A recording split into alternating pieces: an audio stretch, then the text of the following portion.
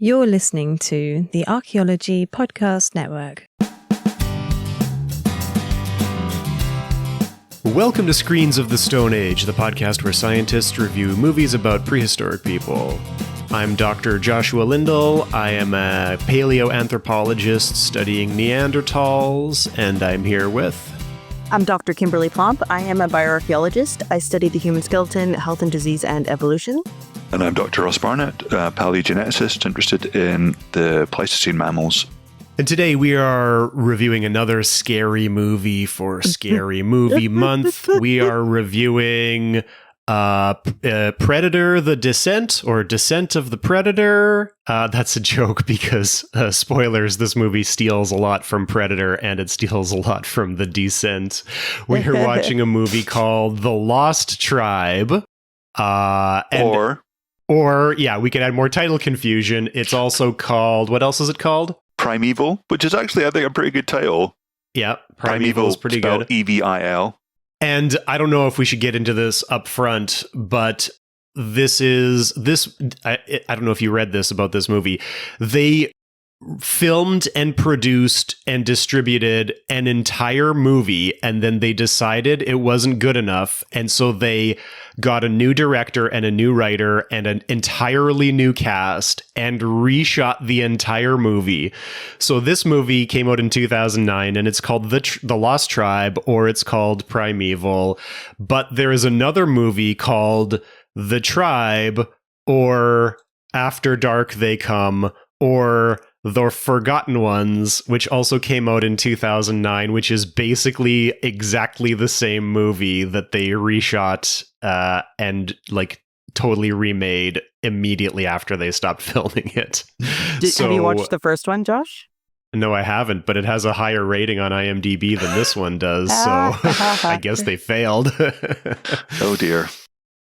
So maybe we can do that one again later, but today we are reviewing The Lost Tribe, also known as Primevil, from, IMDb says 2010, Letterboxd says 2009, so I guess the first one came out in 2009, this one came out in 2009 or 2010. Who wants to summarize the plot of this very scary Halloween movie for us? Well, I watched it last week, so I think Ross should do it. You probably watched it this week. Okay, yeah, I watched it yesterday. So one of the things, having a kind of zoological background, this movie really frustrated me because it had no sense of place, really. So it starts off with a lot of chimp screaming. So you're like, oh, okay, we must be in Africa. But no, the one place we're definitely not is Africa. We kind of open on an archaeological dig. There's digging and sieving and people in kind of linen suits and pith helmets, that kind of thing. And we see them excavating a skull, which seems to be very well preserved. We don't get a close look at the skull, but it does seem to have, it seems to be elongated, as if it's been cradle boarded or something like that. Yeah. And then, very confusingly, I think it kind of jumps to Lance Armstrong, who is usually a sign of quality. He's one of the only people that has been killed by an alien, a Terminator, and a Predator, which is pretty good in my book.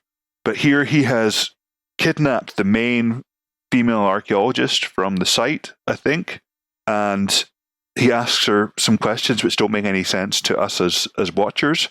Ross, I'm going to correct you before we move on too much because we'll get emails. I think you said Lance Armstrong. Oh, did I? But you meant Lance Henriksen. I did mean Lance Henriksen. Okay. The good Lance. Yes. So Lance Henriksen is who I mean, not Lance Armstrong, who should have been killed by a Predator, a Terminator, and an alien.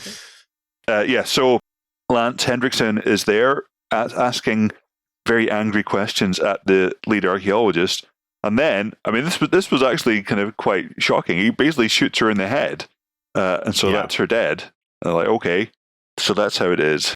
And then we switch scenes again. So now we meet a whole bunch of assholes on a boat. That's just what my notes say. Yeah. So these are like rich assholes talking about investment opportunities they've got There's one English guy who's a muppet. There's an American guy who's an idiot, and there's an older American guy who's like a slob. And they all have, apart from the English guy who doesn't have a girlfriend, the other two have very attractive girlfriends who wear nothing much for the whole of the film. And then they're kind of arguing about their investments, but then they agree to invest in something. It doesn't matter. I mean, it's just bull. But we're supposed to care about them. These guys are now the main characters. The American guy who has a name, which is he Chris? I think he might be Chris. It doesn't matter again. I don't remember anybody's names in this movie. He's the American, but he has a very moving moment with his girlfriend and gives her a little ring box. And she opens the ring box and it's a key. I mean, who gives a key? I mean, this is bad move. Yeah, it's just, I mean, especially in a horror film, but who would give their girlfriend a key? That's just, I don't think that's the kind of thing that happens in real life. And ask her to move in with me. Like, okay, wait to oversell this. She was totally disappointed too. Yeah. And so while they're kind of doing stuff down below deck, the boat, I think, drifts a little bit. And when they sort of start to pay attention to the fact they're on a boat in the middle of the ocean, they notice there's a guy drifting in the water, like in obvious peril because they're like miles from anywhere. So the supposedly hunky American guy kind of strips off and dives into the water to rescue this dude. And they take him on board, and he's kind of hysterical. He's all scratched up. They have the medical training and the medical equipment to sedate him on their boat, which they do, and then they lock him in a room. And the main American guy, who I think is called Chris, but I don't care enough to remember, he says, I'll take watch to make sure this crazy guy doesn't escape. So he sits outside the door while everyone else goes to sleep, as if you could sleep while a crazed person was sedated in the room next door to you. But everyone else goes to sleep, and then Chris goes to sleep too. He's such a shit watchguard that he immediately falls asleep. And of course, the crazed guy wakes up. He escapes through the port window, which hasn't been locked, and is like on the deck, and he dismantles the autopilot on the ship. And so, of course, the boat goes off course. And despite them being in the middle of the ocean, they said at one point that they were 5 hours north of the Antilles. So apparently, despite they're in Florida, yeah, they're well, the Antilles. The Antilles is it's all of the Caribbean islands. So 5 hours north of the Antilles is a nonsense thing to say. Yeah, totally. They're geographical maybe in the confusion. North Atlantic. Certainly doesn't look like the North Atlantic. Anyway, so of course the boat sinks. Everyone, all the assholes escape apart from the guy that was injured. He's dead. The English guy has a moment of peril where he gets stuck in the sail of the boat. But they're kind of stuck on this island, which presumably, who knows where it is? Is it the Antilles? I don't know. But they find a radio that works, so that's good. They decide to find tools and shelter. They bury the guy that's dead about 3 centimeters under the sand. Obviously, that's going to do a lot of good. The English guy, who is probably the second least likable of them. I think the older, slobby American guy is the worst. The English guy is a close second. He goes into the jungle to relieve himself and hears lots of noises. Some of the other folk find a shelter that had been previously occupied, and it's not something we've seen before, but it does have Gantz's research on it. They find a radio and lots of guns at this point, and one of the girls says that she has heard of Gantz's research because they sponsored her DNA work in university. Yeah, so they go back. They kind of all get messed around. They're all sort of split up, and so there's various groups. Nobody knows where anyone is. But then all of a sudden we get, as Josh said at the beginning, this film borrows heavily from Predator. So we get the kind of Predator view, which is black and white because they couldn't afford color. So it's like a black and white view, heat image of the people. with a heartbeat noise in the background. And while some people are in the jungle, some people at the beach have set off a flare because something has gone wrong at the beach. And so everyone convenes back to the beach, and they see that somebody has stolen the body that they buried, like literally 4 grains underneath the surface of the beach. And then they argue amongst themselves. The main American guy, I think, is he Tom? I don't know. One of them's called Tom, one of them's called Chris. I don't know who's who. Tom is the one who gave his girlfriend the key. That's okay. That's all I know. All right, he's the main character then. So he's also a bit of a prick. He says that there was some kind of solar flare and that affected their autopilot, and that's why they crashed, not the fact that he fell fast asleep and allowed the crazy guy to escape and sabotage the boat.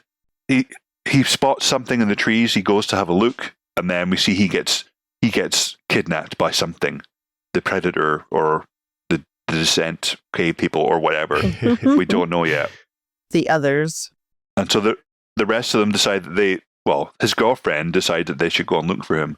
And then the English guy, who I think might be called Chris now, says that'd be like looking for Noel Gallagher at Old Trafford, which doesn't make a lot of sense. I mean, I don't know much about Oasis or about football, so I mean, this went way over my head. But I don't get it. I mean, it did sound very English, and I don't really know what they're trying to say, because the Gallagher brothers famously are Manchester City fans, and Old Trafford is the stadium for Manchester United. So maybe it's a very clever joke in that you would never find Noel Gallagher at Old Trafford, because that's the stadium for his hated rivals. That makes sense. I don't know. Yeah, does it? Anyway, I kind of got lost in that for a moment, because it was just so English and like would not have made any sense to anyone. So there's they go to look for Tom. There's a creepy moment where leaves start to fall, and this happens throughout. I wasn't quite sure what the significance of this was, but quite often when they're in peril in the jungle-y parts, leaves start to fall. I don't know if that's supposed to be the lost tribe throwing them or what. Are they maybe just like spying on them from up above in the trees and leaves are falling? Could be that. Yeah, that's what I thought it was. Then they find a dead guy in the jungle, and I wasn't sure, is this the same dead guy or is this a different dead guy? I couldn't tell either. I couldn't tell either. Yeah. Anyway, but there's like creepy talking in the trees. Chris goes back to the beach. Everyone's a bit scared. The slobby guy and his hippie girlfriend argue, and they kind of separate. They find a dog which had kind of wandered in at the beginning. They find a dog again, so obviously people had been here before. They find another house village, and this is actually the archaeological site that we saw at the beginning of the film. But while these revelations are happening, the hippie girlfriend of the slobby American gets abducted and screamed, and then Chris, the English guy, runs, and some ape men. We finally get a good look at these kind of ape creatures chase him down the hill. While this is going on, Anna, Tom's girlfriend, manages to find in the village a working laptop, which he opens up. It has no password protection, and immediately finds a kind of video which explains everything that's going on. So this has the female archaeologist from the beginning says that they found the missing link, and then there's a whole bunch of nonsense that she spouts about evolution and about how they're the lost tribe, they're still alive. If the church found out, they'd kill her. They'd stop at nothing. I mean, this is quite an interesting angle, having the church as the bad guys. We sort of got a hint of that at the beginning, where Lance Henriksen's character is in a church getting given a kind of red dossier from another mysterious person. Yeah. Anyway, so while they've just finished getting all this exposition via laptop, Lance Henriksen appears and kills the slobby American guy like straight away. Anna, the girl, runs and then gets captured by Lance, who is about to shoot her when an ape-man hand appears through his chest. Like, it just appears out of nowhere, and that's not good. So he's very much dead. He gets gutted by the ape-man. Anna runs away, falls down the hill, and gets covered in these weird kind of, I couldn't figure out whether they were insect eggs or fruit. I mean, they look like painted grapes. Yeah, there's some sort of fictional plant where they've stuck some sort of grapes onto some sort of palm leaf. Yeah. And so it's goo from the grapes. Yeah. So Anna gets covered in all this weird goo as she's falling down the hill. And then the Lost Tribe finally make an appearance. So there's like about a dozen of these ape creatures, but they can't see her. We kind of switch to their predator view. And like in Predator, when Arnie covers himself in mud, they can't see her because she's covered in mushed grapes, essentially. And then she does possibly the stupidest thing ever. She goes back to the beach, tries to use the radio again, and then goes into the water. So, like, she's somehow worked out that these weird grapes can protect her from the tribesmen, and then she immediately washes it all off. Yeah. Well, I think that she was running away. Wasn't that after she was in the cave and she had to escape the cave by swimming through some sort of cave stream? And so no, that's right. Dan, this is the first time when she makes a little raft out of all the crap that's been left and jumps into the sea. Isn't that the end of the movie where she makes a raft and sails away, and that's the end of the movie? No. This is the first attempt. One. And so the first attempt, she goes into the sea. I'm going to be honest, you guys. This is one of the movies that I watched on double speed. Yeah. I slowed down every time that they were doing the archaeology excavations and talking about the bones, and I paid close attention to that. But I skimmed through all the murdering people in the jungle. Because it was too scary? Yeah, fair. It is not scary. Maybe someday we'll choose a real scary movie. Yeah. Anyway, so she does immediately wash all the stuff off in the sea, but she gives up straight away and kind of goes back to the beach and finds the washed up ring box with the key inside, and this obviously pushes her over the edge. So she's crying and missing her like rubbish boyfriend. So then it kind of moves into the final act. So now it's at night. She covers herself with the weird grapes again and immediately finds their cave. She sees them dragging Chris, the English guy, into the cave. So she follows them because she's invisible to them because of the grapes. And we meet the leader. So the leader's got a skull on his head of a saber-toothed cat, which is pretty impressive. But he basically does Indiana Jones and the Temple of Doom onto the English guy, Chris, and kind of jumps around and then rips his heart out. And then all the other ape men get to eat Chris like raw and warm. So that's great. Anna sort of sees all this. She finds more bodies of like previous people that have been eaten, I guess, by the tribe. She strikes up a glow light, and of course, immediately the tribe come and find her, but they're quite impressed by the glow light. One of them tries to eat it, I think. Anna finds Tom in the cave. He's still alive. He does an aliens and says, "Kill me, please," because we turn him over and he's missing part of his back. They've sort of skinned his back. Bit gross. He has a ring in his pocket. He wasn't that useless. He did have plans to propose to his girlfriend, and while he's dying, he takes this ring out and gives it to her, and his very last words are, "I love you too." And then I thought he died, but then I think actually Anna suffocates him. Is that right? She kisses him to death. Yeah, she kisses him and holds her mouth over his so that he can't breathe. Yeah. That's quite intense. Yeah, and messed up. And then more tribe members appear. This is the bit that Josh was talking about where she jumps into the water again inside the cave, and the kind of river carries her outside. But of course, all the protective grape juice is now washed off, and so she can be seen. And so the lost tribe start to chase her. They follow her, and they can jump really well. They can jump like 5 meters up into a tree through the magic of, I think, reverse video. But then the dog appears again, just like in Gladiator. Who would have thought that this film would crib from that as well? And so the dog appears and saves her at the last moment by savaging one of the lost tribe. But we hear off screen that it gets killed, which is sad. Then Anna gets the machete from the archaeological dig house, so that's going to be quite useful. She climbs the tree with the machete in the mouth, but pretty much the only thing we've seen that these ape men can do is jump really high up trees. So of course, that's what they do. They jump up the tree and attack her. She drops the machete. They all fall off the tree. She lands on one of the Lost Tribe people, and he gets killed. And then the leader appears. We know he's a leader because he's got the saber-tooth skull as a hat. Mm-hmm. But he takes off the skull, and then things get a bit weird. He kind of hits her around a bit, and then he does this weird thing where he lifts one hand up in the air, which seems to be like a kind of "I'm the boss" signal to the rest of the tribe. And while he's doing this, Anna stabs him in the neck with a stick, and he kind of claws at her and strangles her again. And then we see them do the pose again. It's like kind of submissive hand in the air sort of pose.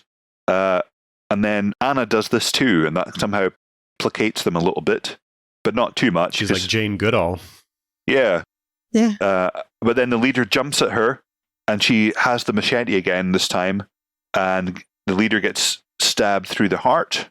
Okay. So there's still like about 10 of these tribespeople left, but Anna screams at them, and that's enough to get them to leave, which they do. And then she goes back to the beach. She very poignantly and symbolically buries the shitty ring that her boyfriend gave her with his dying breath into the sand, probably because she knows it's made of cubic zirconium and it's worth nothing. And then she makes another raft and leaves, but she doesn't have any supplies. They're 5 hours away from the nearest place, apparently. So she's essentially dead. By sailboat. Yeah. So she's dead now. She's going to die like very quickly on the sea. So that's the happy ending. It was a ridiculous What a load movie. of shite. Yeah.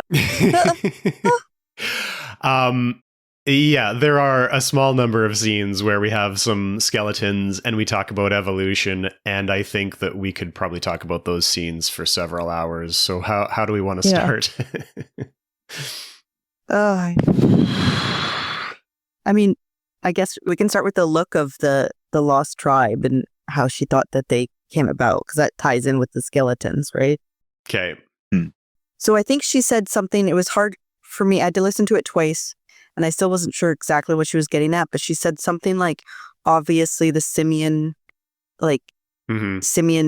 evolved on this island into a different lineage than the human lineage, right? Like they became humans. I wrote it down. I can read. Okay. I can read the whole thing for you word for word. This is the archaeologist. I don't know if she has a name, but where we get to see this on a video recording that she'd made, because obviously she's the one that gets shot in the head right at the beginning of the movie.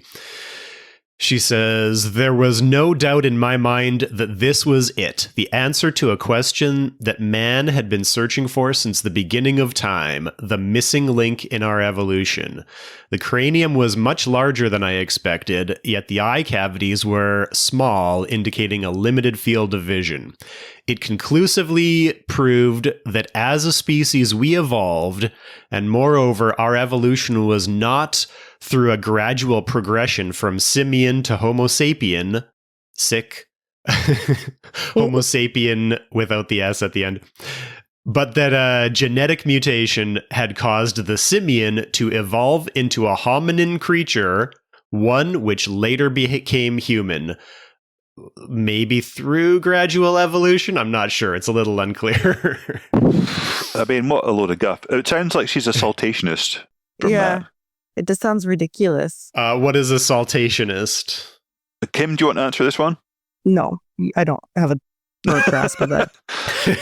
Okay. So a saltationist, I mean, it's a sort of, in the sort of history of evolutionary thought, after Origin of Species came out, there was a lot of discussion about how things actually evolved. So whether it was gradually, as Darwin thought, or whether it was in jumps, so Latin for jump is saltare. So that's where saltationist comes from, the idea that evolution happened in sort of quick bursts. And there is sort of some kind of there's some sort of nugget of that circumstances of punctuated equilibrium, right? Where it happens. So it sort of survived in a modified form in punctuated equilibrium by Gould and Eldridge, but not in the way that it was originally kind of thought up, that you have a Neanderthal or like a Homo erectus gives birth to a Homo sapien, like that kind of thing. That was an original saltationist thought, which seems to have kind of percolated into this movie somehow. So yeah, I mean, it's interesting in terms of the evolution of evolutionary ideas, but we sort of have a better understanding now of things like gradual evolution through punctuated equilibrium and how that works. So yeah, it's mostly discredited apart from this film. So I think what she was trying to say was that there wasn't a gradual, we had shared ancestry with, apes and monkeys, and then eventually we evolved to humans. She said that there was some kind of simian monkey ape species that just jumped to this lost tribe thing, and then this lost tribe thing eventually evolved to humans after. So this thing is our ancestor. That's what they were saying. And it's found on a Caribbean island where yeah, like thousands of miles away from where the rest of the hominid lineage is. I mean, maybe the rat did, or any other primates. Yeah. There's so much wrong with the idea how they're thinking about evolution and that there's not even, I don't even know where to start. But do you know what the funny thing about this idea of this mutation that causes a leap in evolution actually sounds a lot like the human revolution idea from like the late 1990s, that there is some distinction between anatomically modern humans and behaviorally modern humans. And it was a paper by Robert Klein, where he basically said that, humans evolved to be anatomically modern like 200,000 years ago at the time. But that it wasn't until like 50,000 years ago that there was, I think he describes it as possibly a simple point mutation that led to crazy advanced cognition. And so it wasn't until 50,000 years ago that humans became behaviorally modern because of this mutation, which caused this crazy leap and allowed humans to spread all around the world. And this idea, I'm pretty sure, is fully dead in anthropology, but this is still an idea that floats around sort of the public consciousness of how anthropology works, because this is something that pops up on Reddit, on the anthropology subreddits, pretty regularly. I can imagine it'd be very popular with the tech bros with their kind of singularity guff as well. Yeah. I'm not sure I've ever heard it from them directly, but it's one of these ideas that, it takes 20 or 30 years for the old paradigms to die out in anthropology a lot of the time. We could talk about the costumes, because I thought they were quite good. I just have one thing to say about the evolutionary theory also is that it wasn't needed. There was no reason to make this thing the missing link. It brings nothing to the plot. It doesn't help the movie in any way. Like, they could have just had it been like, oh, there's this crazy weird hominin like creature here that wants to kill us. That's enough. That's all you need. You don't need the explanation of the fucked up evolution. Anyways, that's what really annoyed me. It's the idea that this one skull conclusively proves that humans evolved, even though we have 200 years of skulls we've been collecting from all around the world. No, they don't prove anything, but this one skull proves that there was a leap. That's the other weird thing, is there's a leap from simian to hominin, but you can't prove a leap from one skull. You have to have a series of skulls over time to determine whether it was a leap or a gradual change. So this idea that this one skull is the piece of evidence we've been looking for is insane to write in 2009. Because we knew a lot more about evolution by that point. If this movie was in the 1970s, maybe it'd be a little, easier to excuse this writing about evolution. Yeah. But if they're not even going to look into it at all, then just leave it out. If you want to bring in an evolution, then read a little bit on it, just a little bit, or Wikipedia, right? Just a tiny bit. Yeah. But they obviously didn't. Why have it in? Also, the idea that the church are the sort of big bads in this. It's a very kind of evangelical outlook. The Catholic Church does not have a problem with evolution. Most Protestant denominations do not have a problem with evolution. It's almost entirely an evangelical Christian obsession. biblical literalism is not something that most other churches have any truck with, because they're not. I mean, I hesitate to say the word stupid, but that's what I mean. Most other denominations have the kind of scars to prove that literalism leads nowhere except the grave. Yeah. I wanted to see if there was any conspiracy theory or any hint that any church ever has tried to cover up evolution. And so I just Googled church cover up evolution. Oh my God. And there's nothing. I can't even find conspiracy theories. The AI overview tells me this is inaccurate. There's no church covering up evolution. So it's just not a thing that's ever happened. It's something that we've got hints at, kind of. I don't know if you were there for that one, Ross, but we did an episode of Bones, the forensics show, where they were doing sort of a dual investigation because they were investigating the murder of a pseudo-archaeologist, but that pseudo-archaeologist also had a bunch of human skeletal remains. And so they were investigating this Paleolithic murder as well. And as part of that, they thought that maybe there was this rich Christian billionaire who might have murdered him because he had evidence of human evolution. And it turns out that that wasn't the case. But in the episode, this rich billionaire did collect artifacts and destroy them. And then, of course, we do have stuff like the Hobby Lobby thing, where Hobby Lobby buys real archaeological artifacts. But as far as I know, they don't destroy them. They just rewrite the narrative surrounding them and put them in their Museum of the Bible. And I don't know of any controversy of them destroying or even buying human evolution artifacts. And so I just can't think of any parallel in real life where any church or Christian organization or Christian individual has tried to buy artifacts to cover up human evolution. I just can't think of anything at all. No. And that's not really how they work, is it?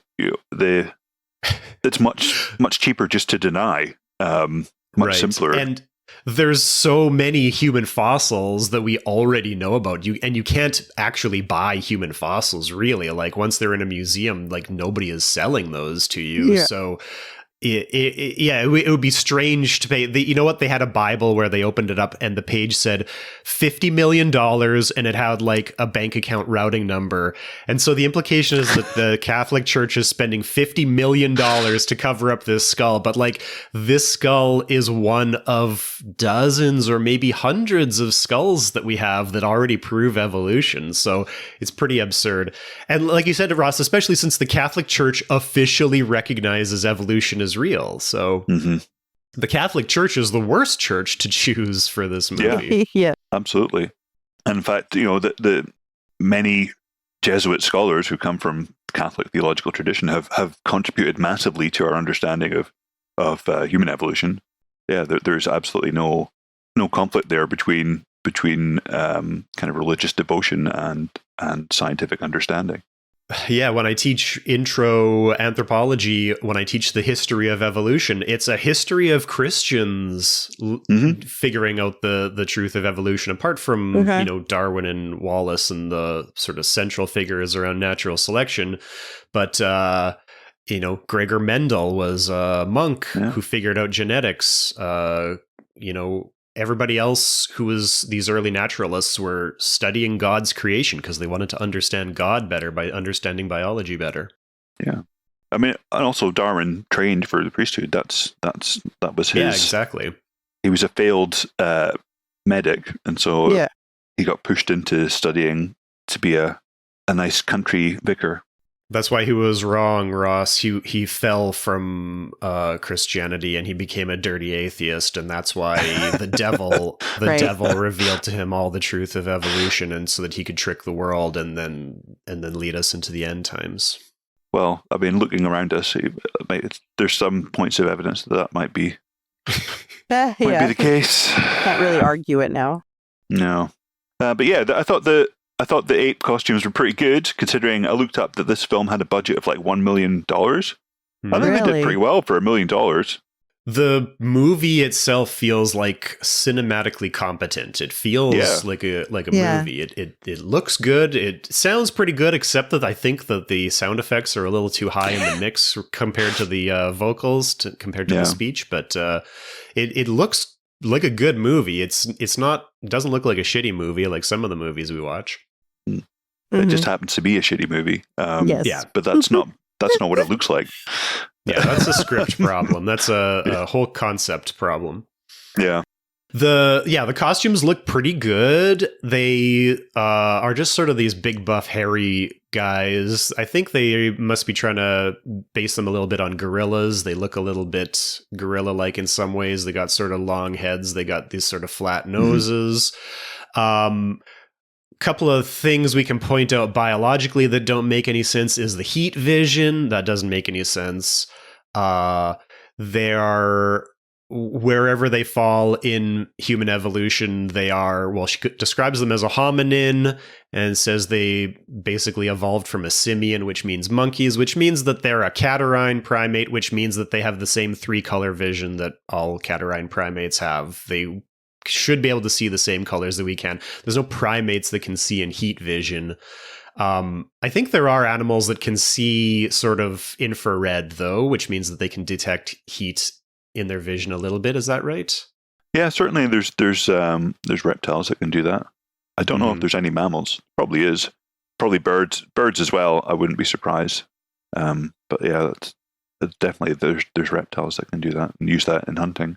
Mammals don't tend to have great vision. Most mammals have 2 cones, and most primates and I think some other animals have 3 cones, so we can see like the range of vision of a normal human or the range of vision of a colorblind human for most mammals. But other, like, I think before, I think mammals lost a few cones, but I think like reptiles have 4 cones, so they can see a wider range of colors than humans can, I think. I don't know. But another question is, if they have this heat vision, it suggests that they're carnivores, that they're looking for things that are giving off heat. Your kind of apples and veg don't tend to be very hot. But what are they eating on this island? We don't really see anything that could be a possible food source.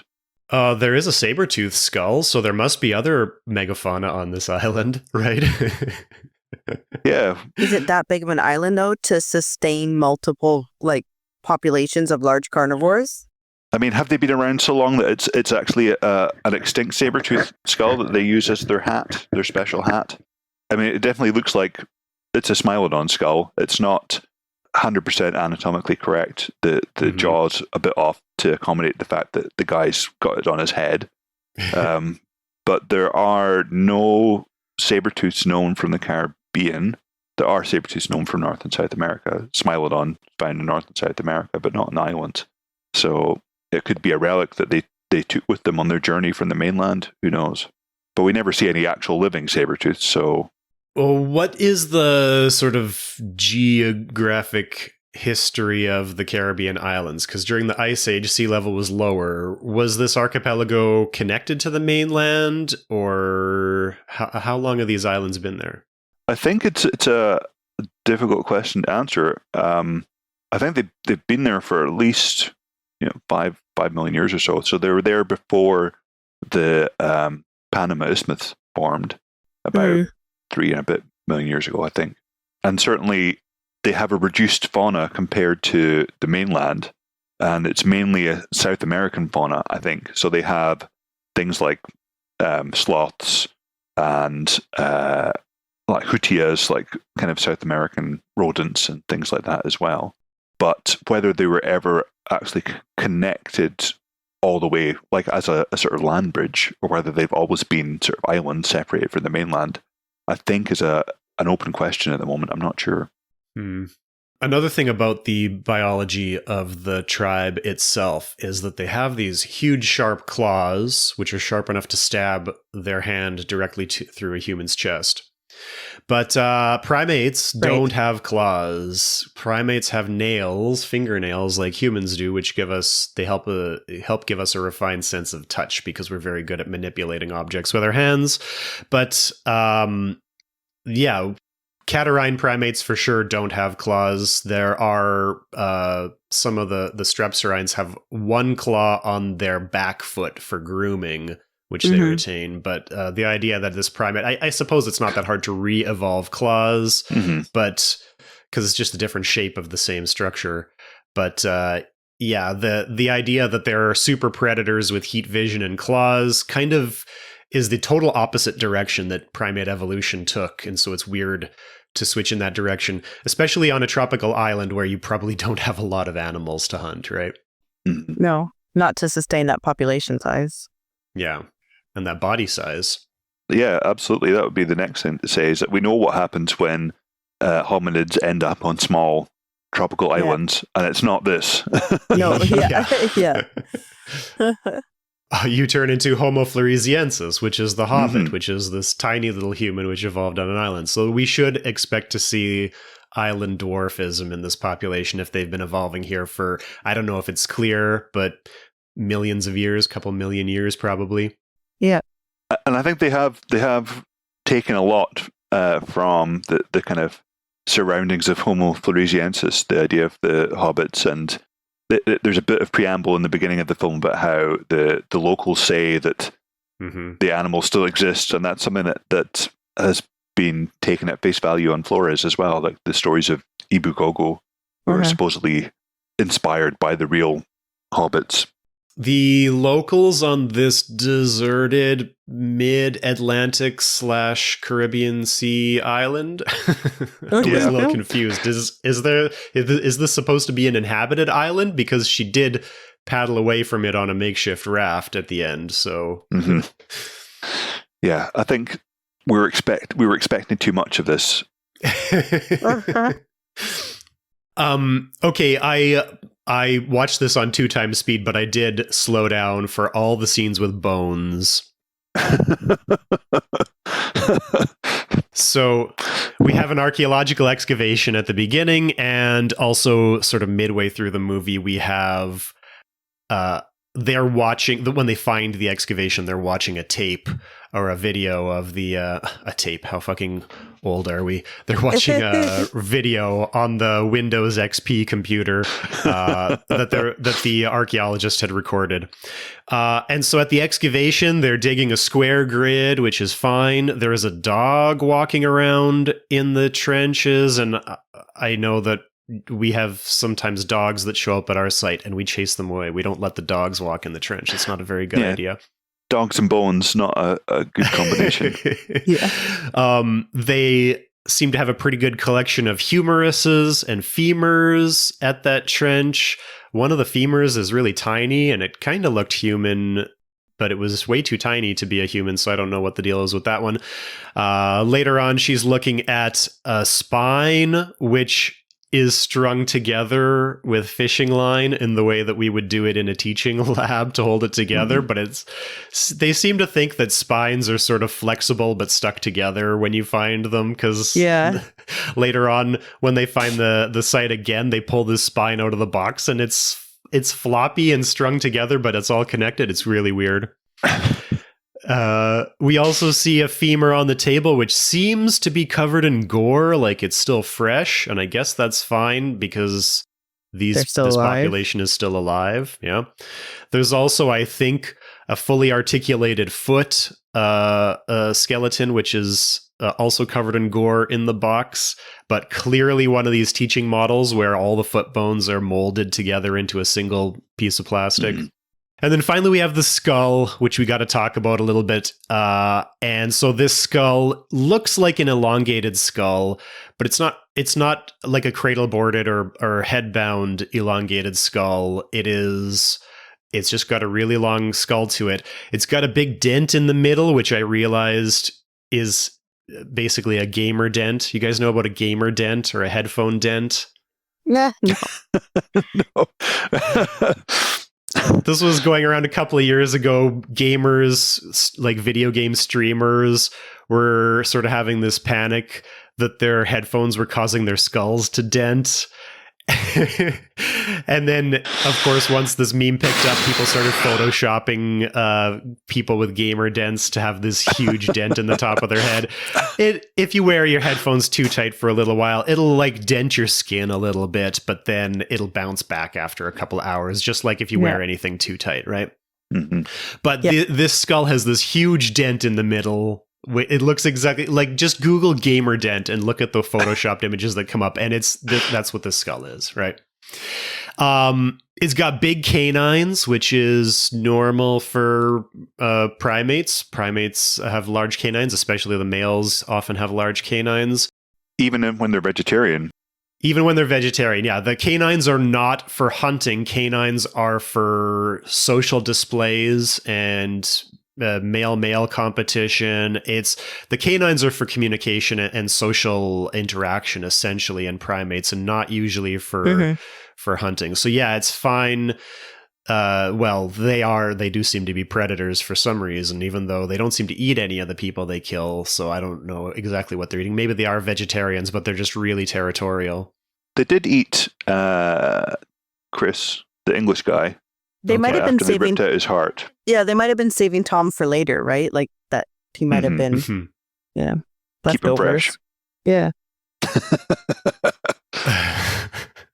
The face on this skull, it's clearly somebody in the art department has taken a couple of human skull models and sort of kit bashed them together, I think. But because of the way they've sort of added shape to the sides, the eyes look kind of close together, and it kind of made me look to me like an orangutan skull a little bit because of the sort of round eyes that were sort of close together. But there's weird stuff going on, like the nasal margin is clearly not biologically real from any organism that I've ever seen. One of the things about human evolution is that the way, like, humans have this weird triangular nose. I did my master's thesis on noses, right? So humans have this weird triangular nose that sticks off our face that's really weird compared to all other primates, which all have sort of flat noses. But you can tell from a skeleton, even though the nose is cartilage, because the margins of the bone are everted. They sort of curve forward and sort of predict the shape of the nose. And so this skull has weird everted nasal margins, but it's clear that they've sort of molded something around that because it doesn't look biologically real. And then the tribe themselves kind of have flat gorilla-like noses, or at least a prosthetic trying to turn a human nose into a flat gorilla-like nose. So the skull doesn't really match the face at all. But one of the weirdest things about this skull is that they've added a sagittal crest, which is a ridge of bone down the top of the head, sort of like a mohawk.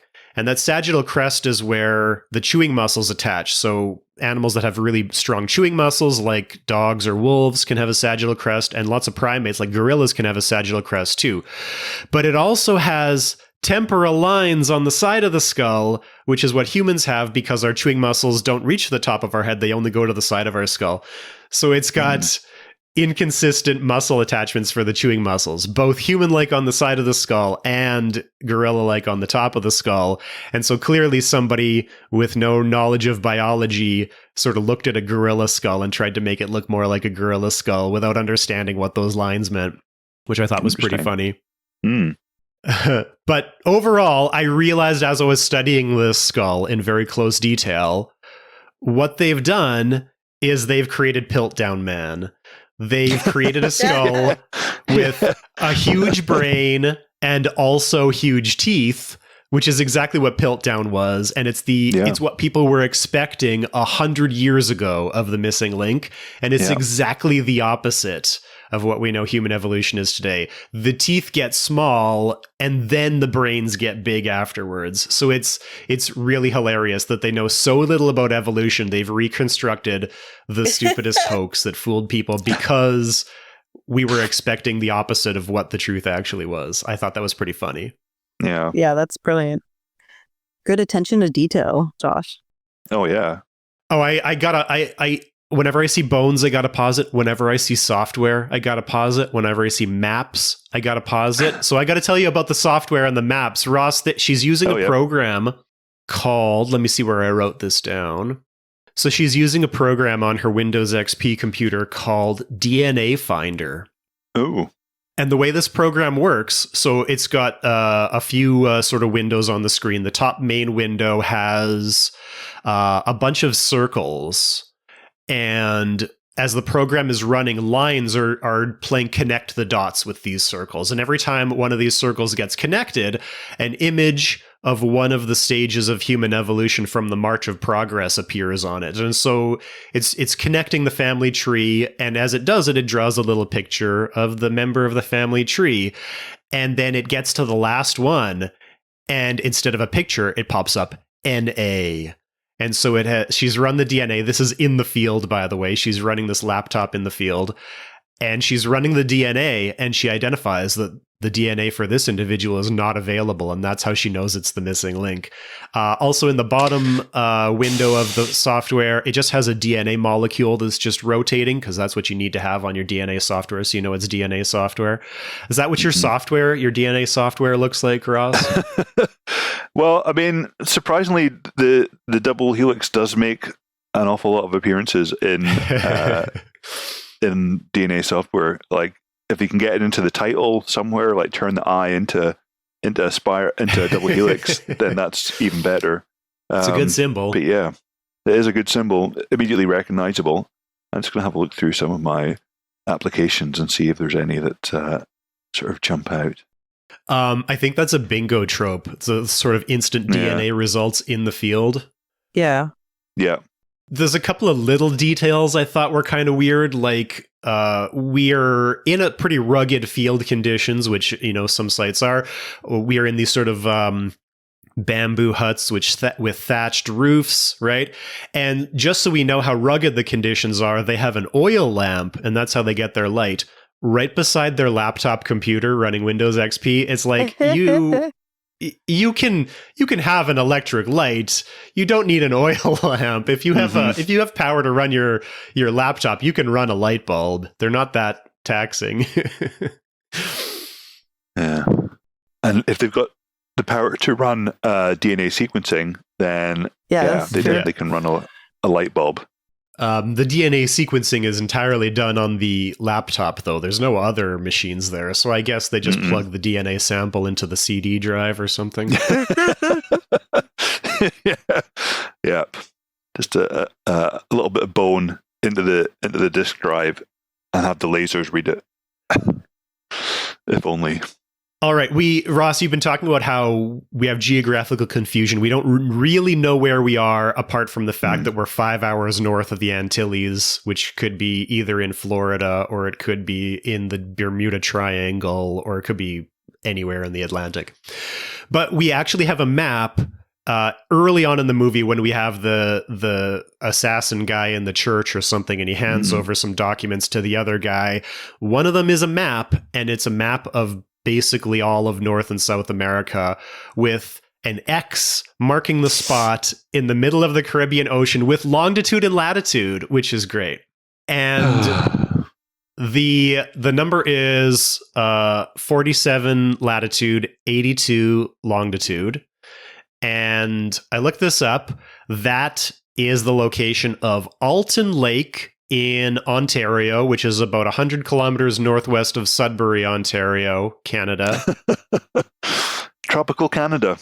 It is certainly isolated. 100 kilometers northwest of Sudbury is wilderness. There's nothing there. Alton Lake is just a lake with a name. There's nothing there. I think there is like a train track running several kilometers to the east of it. Yeah. So first of all, the X is south of the Antilles in the Caribbean Ocean. It's not 5 hours north of the Antilles. The longitude and latitude don't make sense. 82 longitude does cut through the Caribbean Ocean, the Caribbean Sea. So that's fine. So I thought maybe they meant to write 17 and 82, but even that is not close to where the X is. So I'm going to say they just wrote random numbers.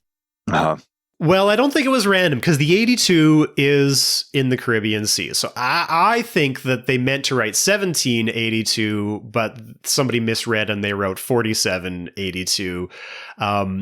But either way, again, there's no islands there. There's no islands north of the... Well, there's tons of islands north of the Antilles, but they're the Bahamas, and they're all tropical resort islands, so that's fine. But yeah, I don't know.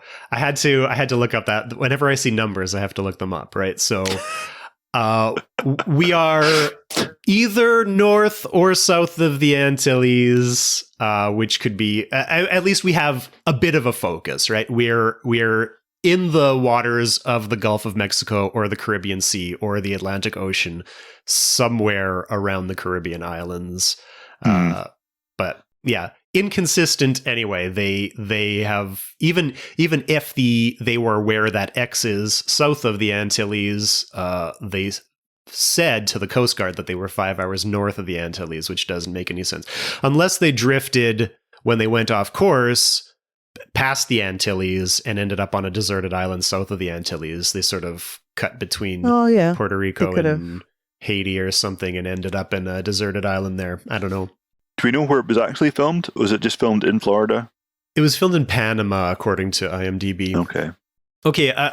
I have a couple more things. Now, the organization that was funding the research is called Gansus, and that happens to be the name of a genus of Cretaceous birds.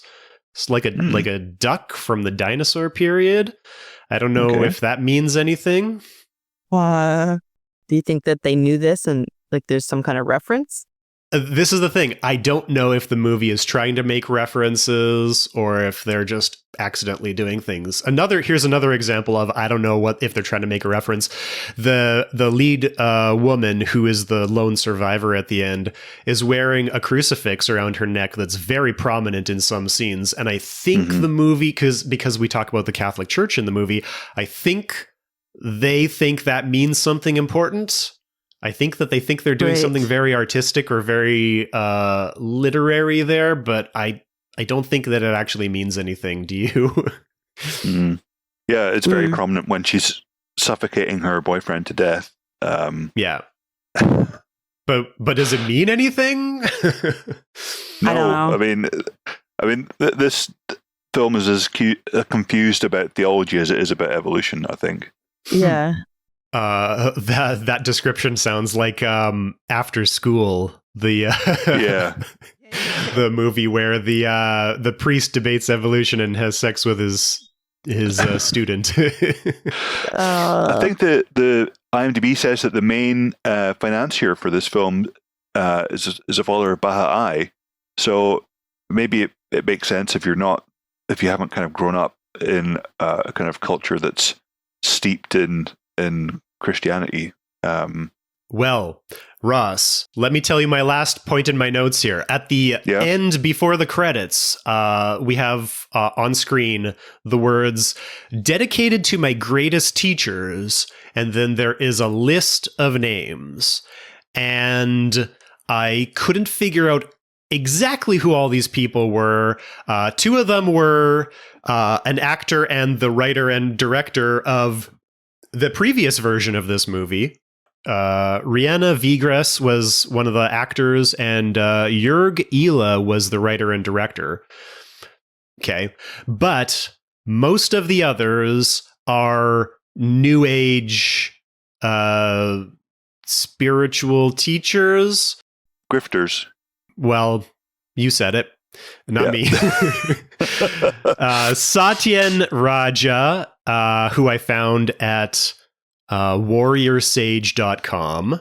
Satish Dolakia from innercosmos.com. Diego Palma from sacredvalleytribe.com. And SN Goenka, who has a Wikipedia page, actually.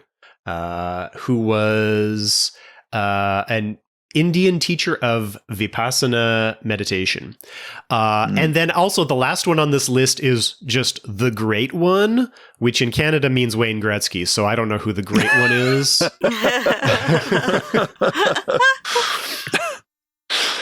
Well, you never know. Could be.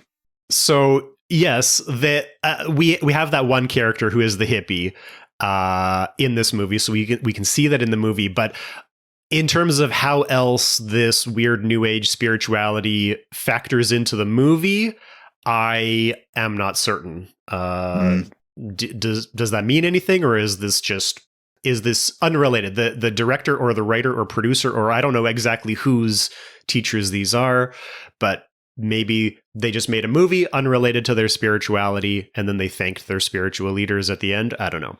Yeah, I think that's probably it. But we can also be generous and say that maybe they were trying to say something about, ignoring your animal nature and separating yourself from your kind of bestial impulses, like the lost tribe, and being more like the highly evolved, quotation marks, final girl that finally makes it off the island to have a slow, painful death at sea. Yeah, we've seen movies that have done that well, and it made sense. But I don't think that this one makes any sense. What's the movie I'm thinking of where... Prometheus is the one I'm thinking of, where it has, Christianity. The main character wears a crucifix and is Christian, and we have all these competing interests. We have the mercenaries who are in it to make money. We have the rich guy who's trying to achieve immortality. And all the characters die because none of them has a pure motivation. But the Christian lead does, because she genuinely wants to know where she comes from. Mm-hmm. And so the movie, in my interpretation of that movie, it's a bad movie, everyone agrees, but I think that movie is very competent, and I think that it is written into that movie that all these different characters have different motivations, and none of those motivations are pure. So our lead is the only one who survives at the end because she's the only one with pure motivations. I don't think this movie is doing that, because it doesn't explain anybody's motivations very well. It might be saying something bad about the church, but it's not very clear, though. I mean, it is. It's saying the church. Yeah, it's not very clear. Yeah. So I don't think that this is a well-written movie. No. Yeah, she's also the only one of the cast that murders another member of the of the film. So well, it's a mercy kill. He asked her. He wasn't going to survive. He did ask her, and he was very annoying. Yeah. He deserved it just for giving her a key in a box. I mean, especially when he had the ring. Like, it's almost worse that he had the ring. Why would you give her a key in a ring box when you also have the ring? Like, is it a fake out? And you're like gonna is he like nagging her to like he looked get her disappointed? So she'll be more thrilled. Like, oh, I thought that you were a jerk, but turns out you were just playing a prank. That's way worse. Mm-hmm. Well, do we have any more notes about this movie? I do. Okay, let's keep going. So one note I have is that the final girl that survives, Anna, the one with the crucifix, apparently, according to IMDb, she is married to Justin Baldoni, who has been in the news quite a bit recently for his beef with Blake Lively and her claims of sexual harassment from him. Now, I have no idea who Justin Baldoni is, except that he was in the first version of this movie and is married to, like you said, married to her. So I don't know. I couldn't figure out if they met because of these movies and got married, but they got married shortly after these movies. I couldn't figure out any of that, but I have no idea who Justin Baldoni is otherwise. Tell me about this beef. So they're in a film called It Ends With Us. So he was actually the director and the star opposite Blake Lively in the film It Ends With Us. And then after that finished, it did quite well in the box office, apparently. I don't know anything about the film itself. But there has been a whole bunch of lawsuits and counter-lawsuits from Baldoni and from Lively claiming sexual harassment and claiming defamation for claiming sexual harassment, that kind of thing. And I don't know if it's been resolved yet, but it was all over the news for a while. But certainly doesn't paint him in a very flattering light. Mm-hmm. No, it doesn't. Especially since I'm pretty sure that he's still married to the lead from this movie, right? Yeah. Yeah, he is. Maybe not for long. Maybe. But no, a terrible film, but competently done. I didn't fast forward through any of this. I did let my attention wander, but I kind of kept hoping that it would get better than it did, and it didn't. Yeah, my attention wandered a lot. Yeah, it's a terrible movie, but I love these ones. I love these ones because of the terrible evolution, because they're much more fun to talk about. I love seeing a movie that doesn't understand evolution. Or the church. Or the church. Anything. Or boats, or the environment. Or geography, or... Yeah. Yeah, that's another thing. I don't know anything about boats, so I just have to trust that boats have autopilots and that you turn your sailboat on autopilot and let it sail all night. I don't know. Yeah. I mean, I know not to fall asleep while guarding a door Yeah. with a crazed, injured person on the other side. Yeah. And it seems like while they're on the boat, a lot of them are just absolutely pissed the whole time. Like there's so many shots of people just with empty beer bottles and drinking. Well, and that's doesn't sound true safe. That's true about boats, isn't it? The whole point of a boat is to drink beer, right? Yeah. But you have to have somebody that's sober to drive it, or pilot if you want to get technical. I mean, what? It's not like an airplane. You're not going to fall out of the sky. No, but You might hit another you can boat fall that's full in of the drunk water. people on autopilot. Yeah, but just make sure you're far enough apart. The ocean's really big. There's lots of room. All right. Note to self: never get on a boat with Josh.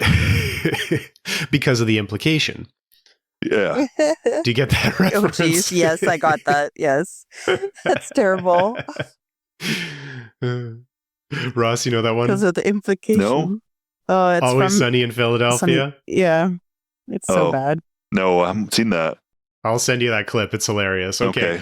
I think we're done with this movie. Yeah. Scary Halloween movie. Not very scary. Doesn't understand the church. Doesn't understand evolution. Doesn't really understand everything. Cinematically competent, though. As far as a movie goes, it feels like it's a movie. Yeah. Yeah. Somehow not the worst. Not even, I don't even think it makes the lowest 10 movies. Top 10 worst movies? Lowest 10 worst movies? No, I totally agree, Kim. I didn't fast forward at any point, so that certainly puts it above the lower levels. Yeah. I have nothing good to say about it, but it wasn't the worst thing we've had to watch for this. At all. Certainly not the worst film that Josh has picked for us. No. Do you have questions, comments, or movie requests? We want to hear from you. Find us on Blue Sky and Facebook at SOTSA Podcast. Send us an email to screensofthestoneage@gmail.com or visit our website at screensofthestoneage.com.